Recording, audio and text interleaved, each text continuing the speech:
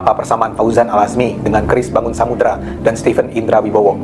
Sama-sama mu'alaf, sama-sama ustadz, tapi juga sama-sama pembohong. Yang terbaru dan fenomenal adalah Fauzan, yang mengaku lulusan S2 Teologi Injil Vatican School di Vatikan.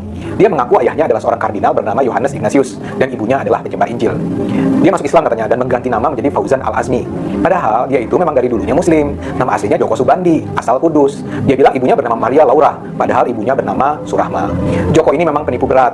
Dengan predikat mu'alafnya itu, dia menikahi belasan perempuan dari Ciamis, Batam, Riau, Jambi. Banyak korban yang sampai tertipu ratusan juta rupiah. Padahal kebohongannya kan terang benderang. Dia bilang ayahnya kardinal, padahal kardinal kan tidak menikah. Lucunya baru setelah beberapa tahun beroperasi, kebusukannya terbongkar. Ustadz mu'alaf lain mungkin tidak sedahsyat Fauzan kebohongannya, tapi ya tetap saja nipu. Chris Bangun Samudra misalnya juga mu'alaf yang jadi ustadz.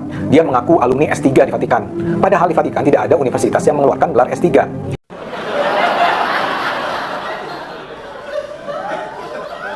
Belakangan terbongkar, ia cuma pernah bersekolah di SMA Katolik Seminari di Kota Blitar, Jawa Timur. Dan itu pun nggak pernah sampai tamat. Ada pula Stephen Indra Wibowo, dia ini terkenal sekali. Dia ketua Mu'alaf Center Indonesia, semacam pusat pelayanan bagi para mu'alaf. Dia ketahuan bohong mengaku sebagai mantan romo di Katedral Jakarta. Ketahuannya sederhana banget. Dia bilang dia menjadi pastor pada tahun 2000, sementara dia mengaku lahir pada 1981. Masalahnya, tidak mungkin seseorang menjadi imam pada usia 19 tahun.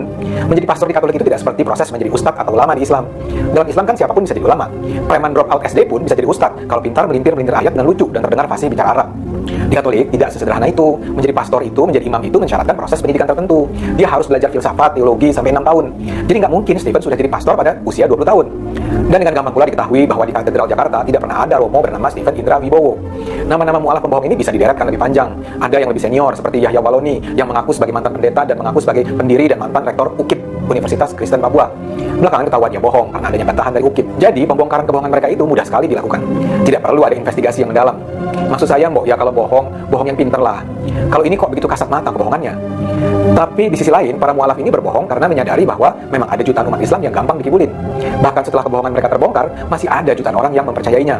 Menurut saya, umat Islam ini percaya begitu saja pada kebohongan para mu'alaf palsu ini karena mereka ingin percaya. Saya ulang ya, mereka percaya karena mereka ingin percaya. Ini bukan soal data akurat atau tidak, ini soal percaya, yakin. Umumnya, umat Islam yang jadi korban adalah kalangan yang terpinggirkan. Umumnya, mereka adalah kalangan yang secara ekonomi lemah, secara pendidikan rendah, yang kecewa dengan keadaan, yang tersingkir dari kompetisi yang semakin ketat. Mereka adalah kaum yang disebut kaum marginal. Masalahnya, ada banyak pemuka agama memanfaatkan kemarginalan mereka.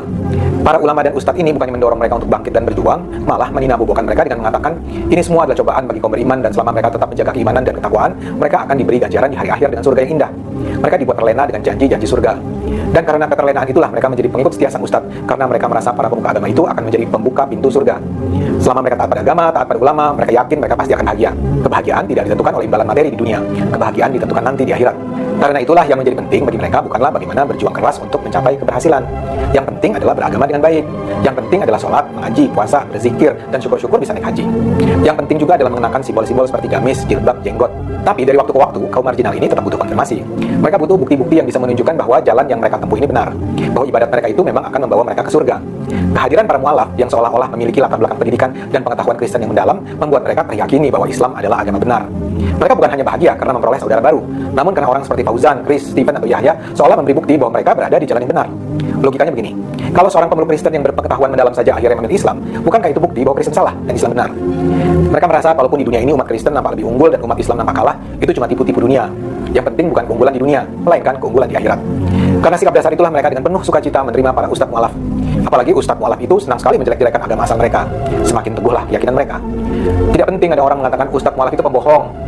Buat mereka, tuduhan bahwa ustadz itu pembohong pasti datang dari kaum pembenci Islam. Jadi yang bohong itu bukan si ustadz, melainkan si pembawa kabar tentang kebohongan si ustadz. Masihkah ini akan terus berlangsung? Ya, selama umat Islam tetap terbelakang dan tidak diajarkan untuk menggunakan akal sehat, pola seperti ini akan terus terjadi. Jadi siap-siap saja menerima mu'alaf-mu'alaf baru yang akan mengeruk keuntungan dengan kebohongan demi kebohongan. Karena itu, marilah kita terus sebarkan ajakan bagi bangsa ini untuk menggunakan akal sehat.